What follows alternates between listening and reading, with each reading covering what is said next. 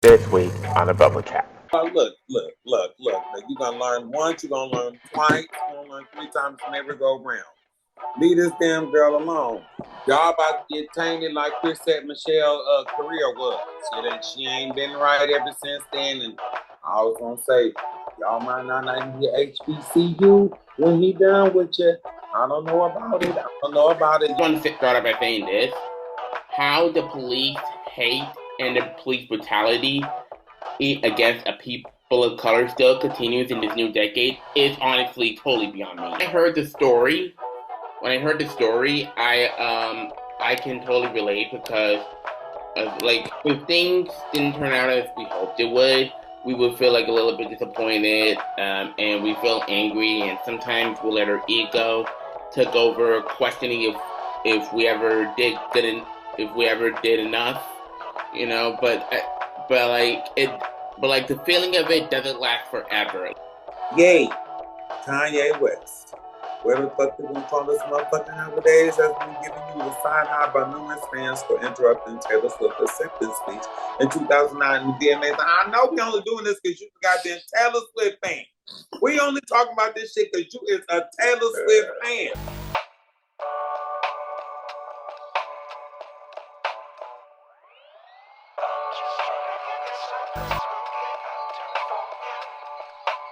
What's poppin', bubblers? Welcome to our very first Bubble Chat of the new year. The podcast where we dive into the latest trends, pop culture, and everything in between. As we ring in the new year, we are thrilled to wish all of you a happy new year. Thank you for joining us as we step into 2025 together. Here's to new beginnings, cherished memories, and endless conversation. Today's episode is all about celebrating 25 years of Y2K, an era that defined the world in so many ways, from the glittery fashion trends to the tech that promised to change our lives. Y2K was more than just a turn in our century; it was a cultural phenomenon. We're diving deep into what made this moment so iconic and why its influence is still seen in today's authentic in attitudes, aesthetics, and attitudes. We'll explore the music that dominated the airwaves, the movies that captured our imaginations, and the early days of the internet that began to reshape how we connect. And let's not forget the infamous Y2K bug that had everyone holding their breath as the clock struck midnight on January 1st, 2000. It was a time of excitement, uncertainty, and endless possibilities. We'll also be sharing listener stories about their favorite Y2K memories, whether it's your first computer, a beloved fashion trend, or a pop culture moment that left a lasting impression. We're bringing your voices into the conversation. Your nostalgia and reflections help paint a vivid picture of what this era meant to so many. So grab your metallic accessories, cue up your favorite late 90s playlist, and join us as we revisit an unforgettable milestone in modern history.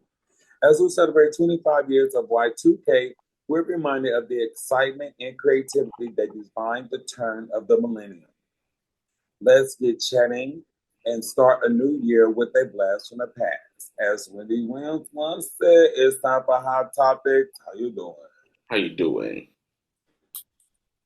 To kick off this new year, Tory Lanez recently accused hot girl coach Megan Thee Stallion for weaponizing the justice system after she recently seeked a restraining order against him in this past month. According to council documents, Megan Megan improperly decided to use the LA Civil Court to file a request for civil harassment restraining order against Tory Lanez. Oh, Lord, forgive me, people, who has had zero direct contact with her.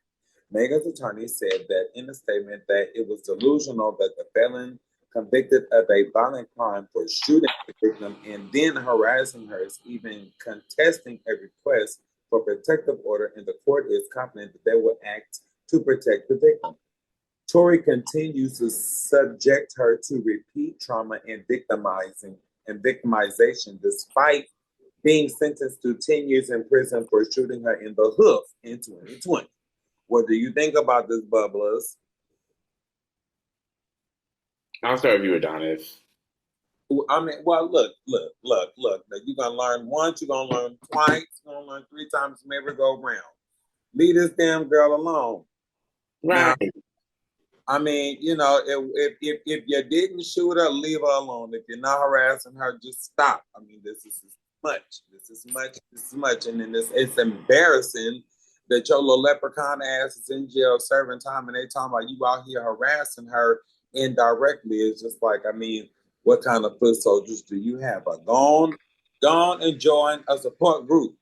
Right. There's a document. I talked about this in the Bible chat before, but there was a document that was released on Amazon Prime Video. I think from what I've seen, it looks like not Anne, but Megan and Tory have some sort of like affair or entanglement, whatever it is. I wasn't sure if it's but they like have an entanglement and like I think like that's when things get heated, which caused Tory to shoot Megan's in the foot. It's not just 1 feet; it was both feet, and according to the Wendy Williams show, like and like why I'm just if Megan doesn't want to talk to you then, and she doesn't want to talk to you, like leave her alone. She's already been through enough hell already. She's already waited for the outcome from the court, and just leave her alone. If Megan doesn't want to talk to Tory, then Megan doesn't want to talk to Tory. Period. I'm just confused on how that's gonna work. Like, how is she placing a restraining order against someone who's in jail? Like, that's why he need to give it up. Just stop, son. Stop. I'm confused. I don't know for sure if he's like still in jail though. I don't know for sure if he's like still in jail though. We don't know if he's still in jail. What you mean by that? I mean, because like if you're in jail, how would you end up accusing someone of weaponizing the justice system? And because like I think Megan has made it very clear that she filed a restraining order against him, just in case if he does get released from jail. I don't know. I mean, that little leprechaun, he got a mighty gold pot. He got a mighty motherfucking rainbow he over here operating under. All right, up next, Mean Green Marching Machines of HBCU Mississippi Valley State University has been invited to participate in its 60th presidential inauguration parade for soon-to-be president once again Donald Trump. Oh. The university lauded the opportunity as a once-in-a-lifetime experience for its students. As president of the university, Dr. Gerald Briggs emphasized that the performance would give the band the opportunity to showcase the cultural legacy and invest in future community leaders. The band is fundraising to cover $350,000 going towards traveling costs, accommodations, meals, and equipment transport for the trip. And Taco Bell. The marching band is continuing a proud legacy as it made history as the first HBCU band to march the tournament of Roses Parade in 1965. Any thoughts, Bubba? Y'all about to get tainted like Chrisette Michelle career was. She ain't been right ever since then. And I was gonna say, y'all might not hear HBCU when he done with you. I don't know about it. You're not gonna be able to go to the backyard, the barbecue, the tailgate party, or nothing. Okay, I'm just gonna tell you right now. This is not good. This is not good. I mean, to be first is not good all the time.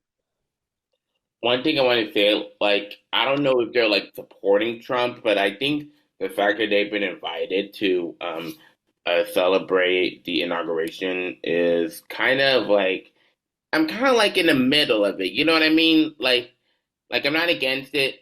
I'm not against it. And I'm not for, and I'm not really against it, but I'm just like in kind of like in the middle, like not in like in the middle, but like right over there for the middle, you know, because like we all know. Michael Jackson said it's too high to get over, nephew. It's too low to get under. Where you at? If you're not in the middle, where you at? I'm like right there in the middle, like this is the middle that people normally be in, but I'm like right here, like almost there, but like almost there, even though I'm not a Trump supporter, but like not like completely in the middle. Ooh. But the main thing is if you know me, you would know that I'm not a Trump supporter and I don't get involved in politics in general because Now, orange Kool-Aid, nephew. um nope, All right. because they're overall just a bunch of drama, in my opinion, and overrated for crying out loud. But if the HBCU band wants to perform at the inauguration, then they have the freedom to do so. That's all I'm gonna say. All right. I mean, I give it up. I respect it. I respect it. What you feel about that, brother? Kudos to them. Shit. Hope they have fun. Well, next. Burning twice. Well, next on the agenda, three officers who the New York State Attorney General Office claims were present when Robert Brooks was brutally beaten and are named in other lawsuits of the alleged beating at the hands of prison guards. Documents reviewed by TMZ claim that Nicholas Anzalone, I hope I said that right, Glenn Tombly, and Anthony Farina have been suspended pending further investigation by New York's Department of Corrections and Community Supervision Commissioner. And they were named as defendants in the lawsuit by incarcerated or formerly incarcerated individuals. The video that was released a few days ago showed officers repeatedly hitting, choking, and kicking Robert Brooks as one person had their body cam on during the incident was Glenn and Trumpley, who was a bystander during this vicious attack. What do you think of this, bubblers? I want to start off by saying this. How the police hate and the police brutality against a people of color still continues in this new decade is honestly totally beyond me. And like when I heard that Glenn and Trombley was a bystander during the vicious attack, and even though he was wearing a full body camera, and he just like stood there, he didn't like say anything. From what I know, it reminds me of the situation that we explained in the bubble chat earlier, where like in the shooting with Sonny and Massey that happened last summer, there was a body camera that recorded the video, and like they still and people like still be like cutting up, you know, and I just think it's like something that definitely needs a change. It's been needing a change, to be honest. What do you think, Donis? I mean, like, it's like a slap in the face. What good is the body cam gonna do if you're not gonna show it, and then at that point follow suit with what's in it? And if what is, because the camera never lies, Right. so if you are wrong, said enforcement officer, person of power, influence, whatever, it's like you do the crime, you do the time. Accountability is everything. Accountability doesn't exist, and prison doesn't discriminate. So it's like, what they said in A Few Good Men, the truth, you can't handle the truth. It's just like, get it together because you are persecuted. You're ready to persecute. I'm so happy that, well, we lost a young man. It's not like he didn't die. You know, it's I don't know if he died for sure, but I do know that he was really beaten. But yeah, it is like 2020 fucking. It is 20 fucking 24. Soon to be 2025 for crying out loud. And like here we are. it's just really really frustrating that this keeps going on, and I'll never understand. How do you feel about it, Antron? I don't know. It's like it's really sad. Like I don't know. Like I don't like to talk about stuff like that. Like What we was on the podcast. I I know. It's real sad. Like It really is.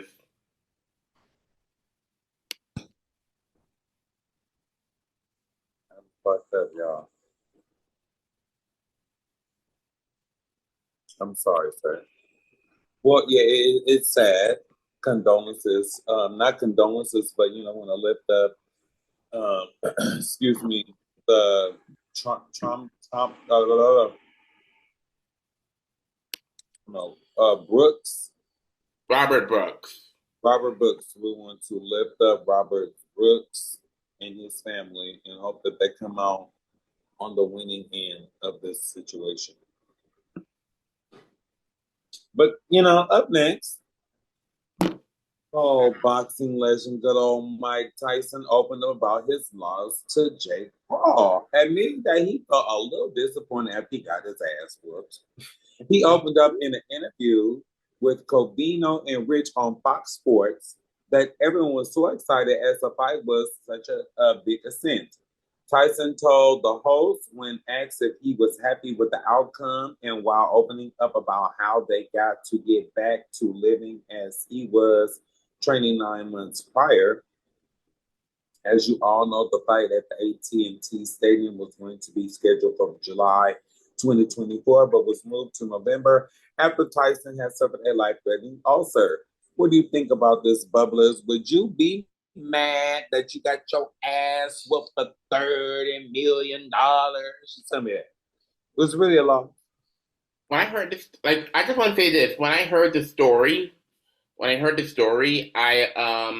can totally relate because like if things didn't turn out as we hoped it would, we would feel like a little bit disappointed, and we feel angry, and sometimes we let our ego take over, questioning if we ever did good, if we ever did enough, but like it, but like the feeling of it doesn't last forever. Like you still feel proud of what you've done and how far you came, and I think that's what Mike was trying to explain during the interview. Like you feel disappointed about it a little bit, but then you realize that's all you can ever do with your best, even though sometimes it might not be good enough. And like I said, had he not taken care of himself, and we explained this in the bubble chat before, but had he just continued to keep going after he was suffering from a life-threatening ulcer, or wait, wasn't it an ulcer?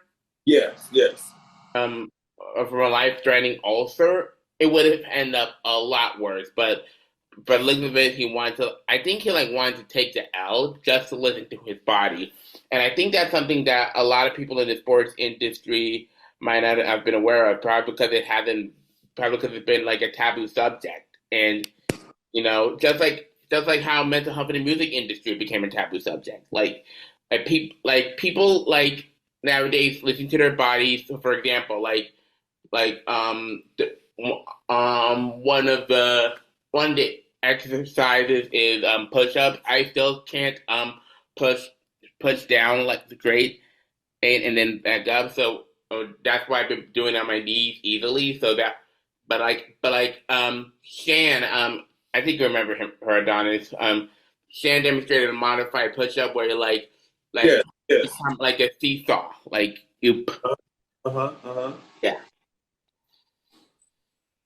How do you uh, feel? I don't think he felt disappointed.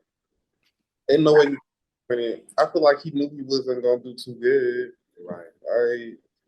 I don't think he felt disappointed. Get your ass whooped. $30 million. Great exchange ain't no robbery. I don't know. I just don't feel like he felt disappointed for losing. Like But we'll be right back after this short break. Stay tuned for more stories, memories, and surprises as we continue our journey through 2025. Oh, the 25 years of Y2K. Don't go anywhere. The bubble chat will take on. We'll be back in the flash.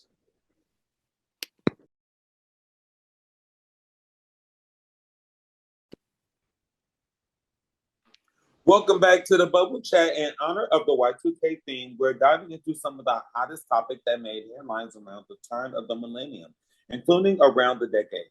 From Britney Spears' meteoric rise and TRL becoming a household staple to the duet of reality TV shows with shows like Survivor in the early 2000s deliver some unforgettable moments.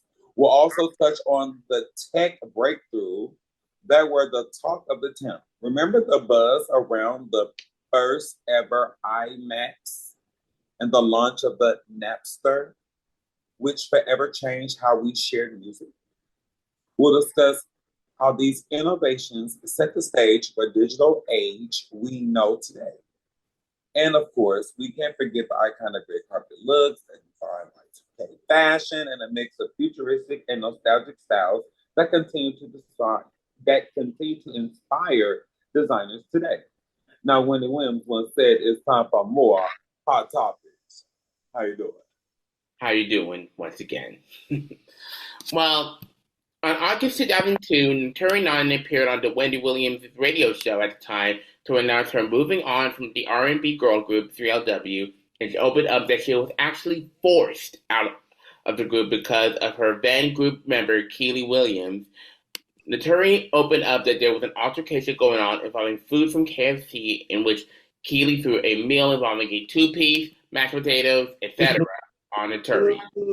He addressed that although Adrian Bailon didn't throw food at her, but defending Keely, which brings to what started the altercation. Management from 3LW accused Tory of spreading information and lies to Wendy Williams, and Wendy denied that it was true, and that leads to Keely snapping at Naturi and throwing a plate of food at her. Additionally, Naturi addressed that management claimed that she wasn't talented due to her appearance, specifically her skin color and mannerisms, not fitting the group's crafted image. Both Adrian and Keely went live on TV to deny the fight from ever happening. What do you think, Bubblers? When I first heard about this, I didn't know. I'd never listened to 3LW as a kid because I think it was like started to like get a little bit raunchy, and I was like really young when they first existed, and I had no idea that Adrian and Keely were from 3LW, and then move on for the Cheetah Girls, and I know the Cheetah Girls, but not 3LW, and now recently I started listening to their music and all that, but like when I heard about this, I'm like, damn, that is like a mess. And like I was like really, really shocked when I found out that Naturi left LW. I first heard of Naturi on from Fame and Lottery Ticket, and but when I heard that she was also in LW, I mean like completely mind blown, and like I was really, really shocked to know that it had something to do with altercation from a fast food joint such as Kentucky Fried Chicken, Spicy original, spicy original. I think it was original, but from what I know, I don't know for sure, but like to hear that the plate of food was thrown at her directly at her face, like, and I hope there. Her, I hope she whooped her ass. Tasha from Power. Mm-hmm. Fuck a cheetah girl. We're talking about Power. Tasha from Power. Yeah. That's a strong black bad bitch. What you think of Donis? Original or spicy. Original or spicy. And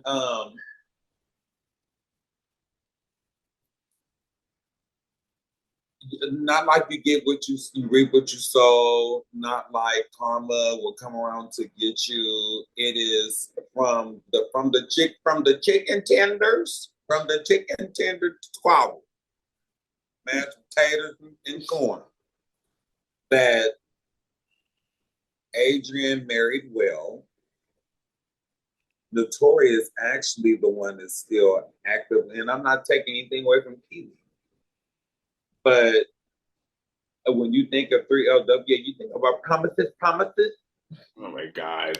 But who is relevant and staple in the culture is Notori. Because she is fucking Tasha St. Patrick. She has fed the culture something that Adrian, that girl Keely, could never do. Even though Keely came through and was acting a fool on that TV show and all that stuff, and whoever she promotes other groups and curating them and all that stuff, you can't take that from Tasha. And then when they did the show with Eve and her and Brandy, yeah, no, man, promises, original or spicy. Moving on to the next. Now, Bubbles, I'm finna finish. I'm finna let you finish. Okay, you gonna read it? Let me make this edit just in case I did a typo. No, it's okay. Okay, now, Bubbles, I'm gonna let y'all finish. But the 2009 VMAs had to be one of the most messiest pop culture moments of all time. Yay, Kanye West. Where the fuck they gonna call this motherfucker nowadays has been giving you the side eye by numerous fans for interrupting Taylor Swift's acceptance speech in 2009 in the VMAs. I know we only doing this because you goddamn Taylor Swift fan. We only talking about this shit because you is a Taylor Swift fan. We're not gonna talk about this man mental motherfucking illness. We ain't gonna talk about how him and Jay-Z ain't friends no more. How Beyonce never gave Kim Kardashian a chance. You gonna sit here and bring this bullshit, but it was good. It was good. Okay, so let me finish. Let me finish. Taylor Swift at her very first VMA MTV Award for Best Female Video for a song "You Belong with Me." Shortly after accepting the award, Kanye West jumped on the stage, flew on the stage, appeared like a motherfucking magic trick on the stage, interrupted Swift by saying that Beyonce should have had won.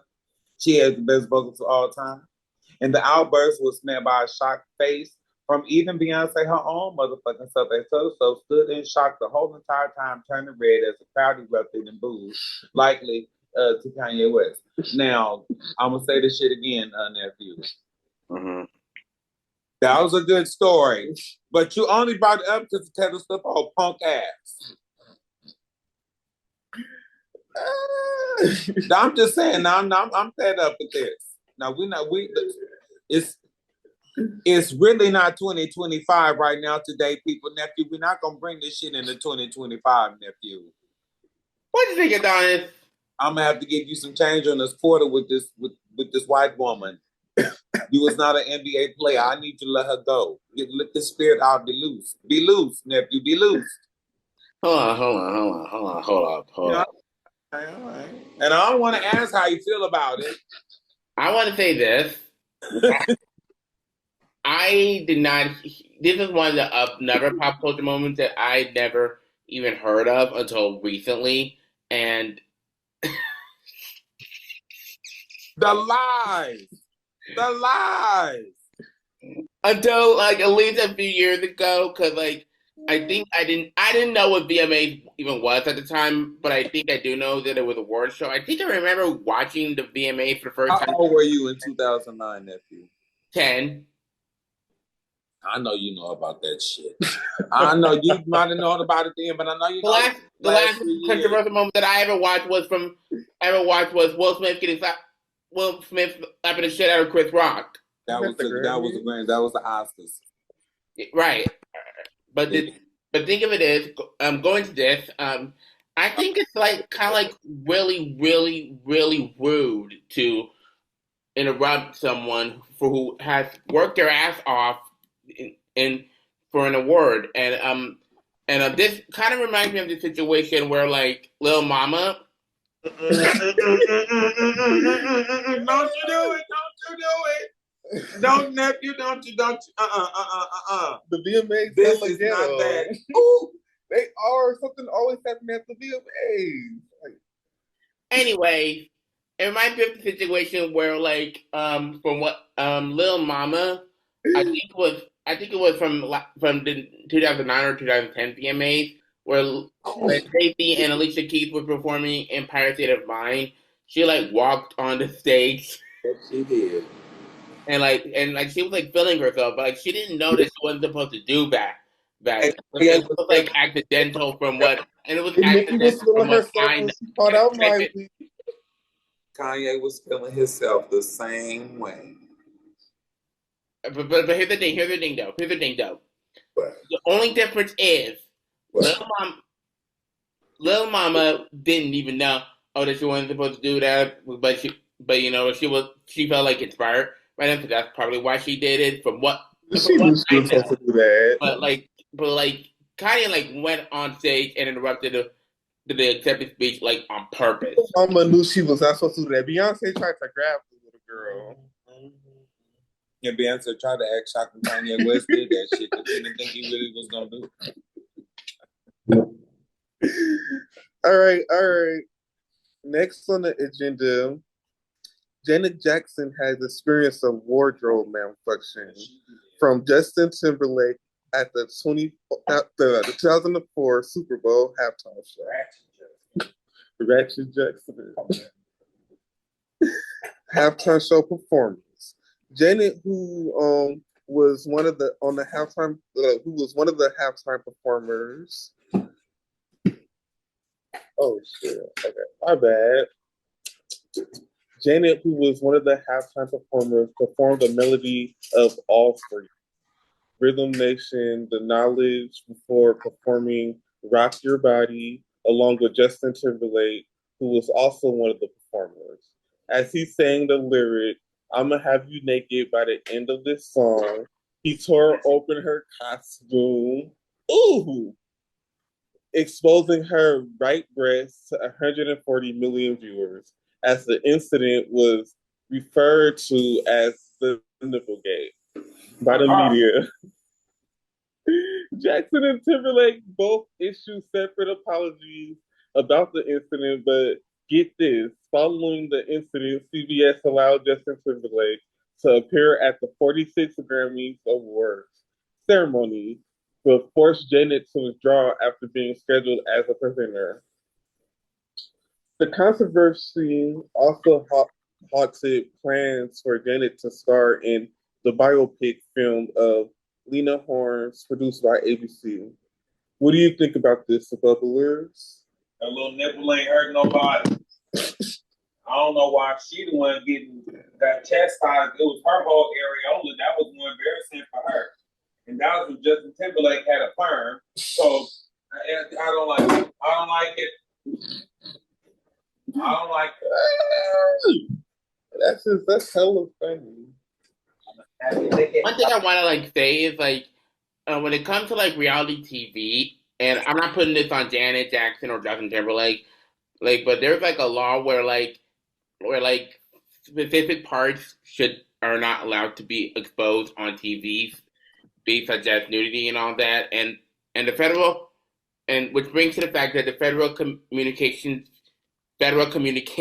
Commissions heavily fined all companies involved and continued an investigation for 8 years, losing its appeal for a $550,000 fine against CBS. So, but I want to say this, Janet didn't deserve to have those opportunities taken away simply because her right boob was exposed. Is the nipple ring? And but I can't imagine the embarrassment that she felt with this many people watching, with this many fans watching her, and I was really really shocked when that happened. I mean, I don't think Justin Timberlake intended to rip open her costume, and I think I saw, and when I was looking into this, I saw that recently that just a few years ago, a Mickey Mouse statue was mantled into Walt Disney World theme park the previous year to quote unquote honor her legacy, but it was removed following the performance. And I think also, I don't know for sure, I think many people also find it insensitive because I could tell Janet was embarrassed. Right, and it wasn't her fault. It probably hurt. We wrap that shit off. But you know what? I know we're talking about what happened to Janet Jackson, but the most shocking award show moment was when Whitney Houston brought her whole skeletal looking ass out there being Michael Jackson, giving straight sternum and clavicle. I'm so sorry. That was some shit. Now, you know, we talking about we still gonna go on with these moments, right? Good or bad. We talking about these moments, Taylor or not. We talking about these moments, people, okay? Now, let's take a moment to talk about the reality TV show phenomenon that left its mark, Bad Girls Club. Premiered in 2006, this series brought drama, bold personalities, and unforgettable moments to our screen.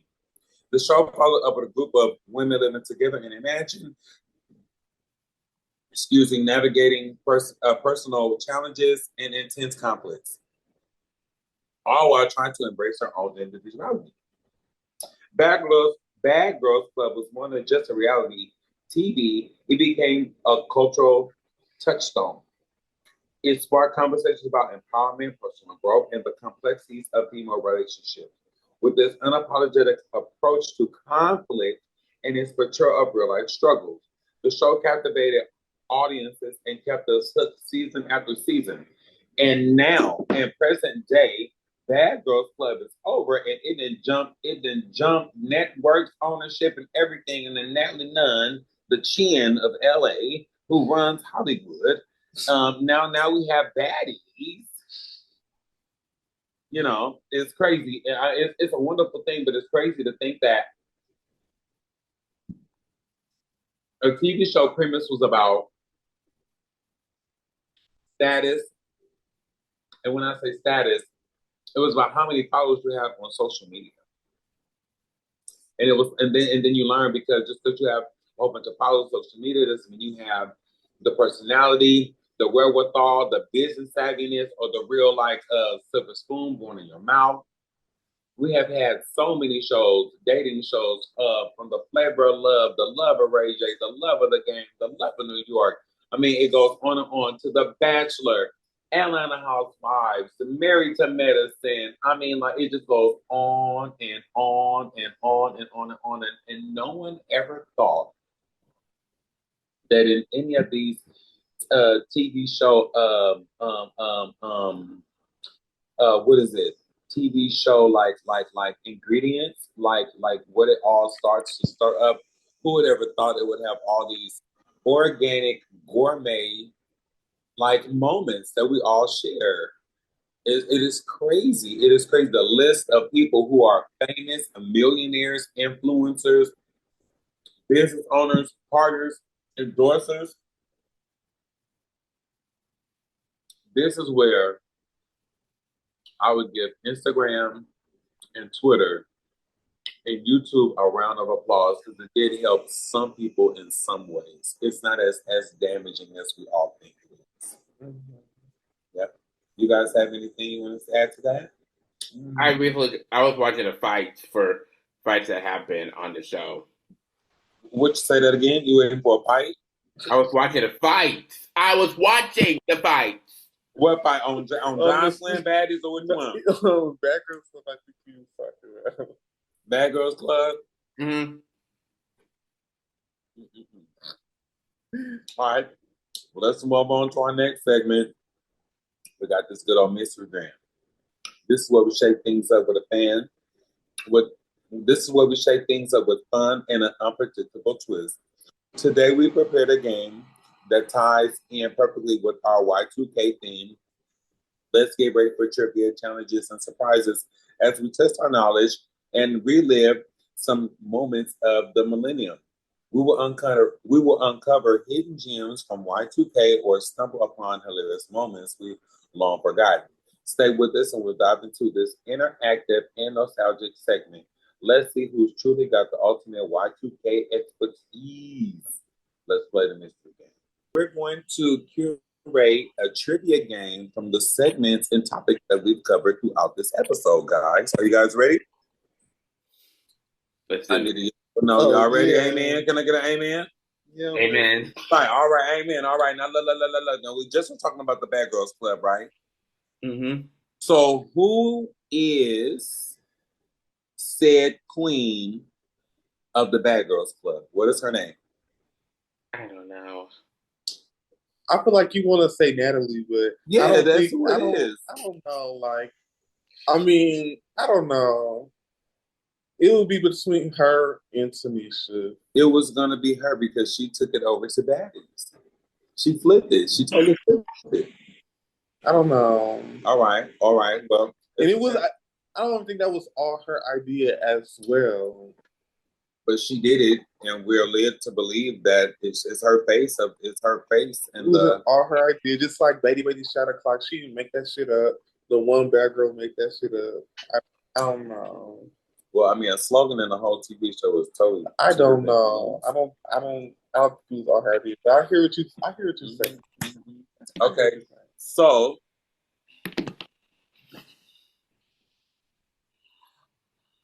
there was For the Love of Ray J, For the Love of the Game, originally For the Love of Flavor Flav. Mm-hmm. But what is NBC's love contest competition TV show called? There's one for a girl and there's one for a boy. What are they called?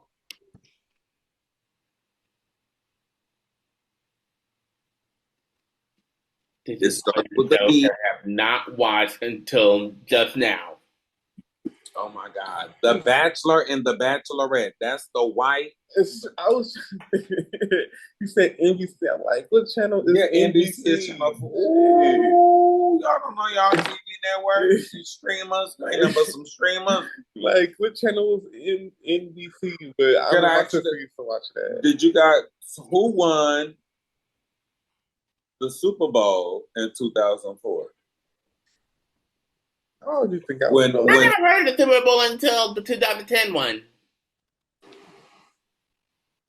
No, wait. The 2011. What's the name of the album You Belong With Me by Taylor Swift? What's that album name? With that song on it. What's that album name? That would be either Speak Now or Fearless. You need your ass whooped. You need your ass whooped. I know that song. Nephew. That's not nice. That's not nice. And what is the LW known for? Besides the chicken. Players Gonna Play. It's only one lyric. It's one word. Three Little Woman. Promises. Oh my God.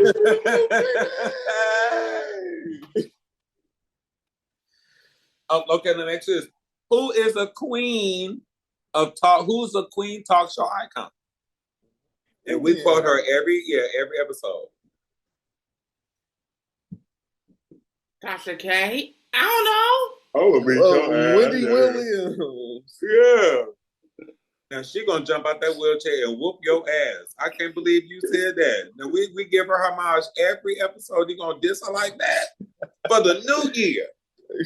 See, this is another thing. Don't bring this shit into the new year, bubblers. If we still in 2024 while we're recording, we do not want nephew putting this bullshit in 2025. I need y'all to help me chastise this man. He need a muzzle. Boy. That's our dice, nephew. That is our dice.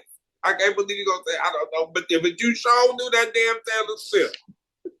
You sure knew that damn Taylor Swift. You know, it's just like kids be singing the song in the backseat. Your mom be saying, "Yo ass sure know that shit don't know no damn division. You been messing up in your literary arts and all the shit. Yeah, you know that damn Taylor Swift. Yes, you do. You know that show motherfucking Taylor Swift. Yes, you do.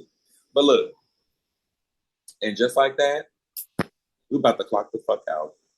We want to thank you all for tuning in and taking this nostalgic journey with us. Taylor included, want it or not. It's been a blast revisiting the Y2K area and celebrating 25 years of its unforgettable influence. We hope you enjoyed the memories, the laughs, and the surprises along the way in this episode. Please do not forget to follow us on social media and share your favorite Y2K moments with us. Your stories and insight always add so much to our conversation. Plus, if you have any ideas or topics that you would love for us to cover in the future episodes, let us know. We all ears. Here's to starting a new year with positivity, creativity, and plenty of fun. Until the next time, stay curious, stay kind, and keep the conversations going. This is a Bubble Chat signing off, and we'll see you soon. Happy New Year's, guys. Peace out, y'all. Happy New Year.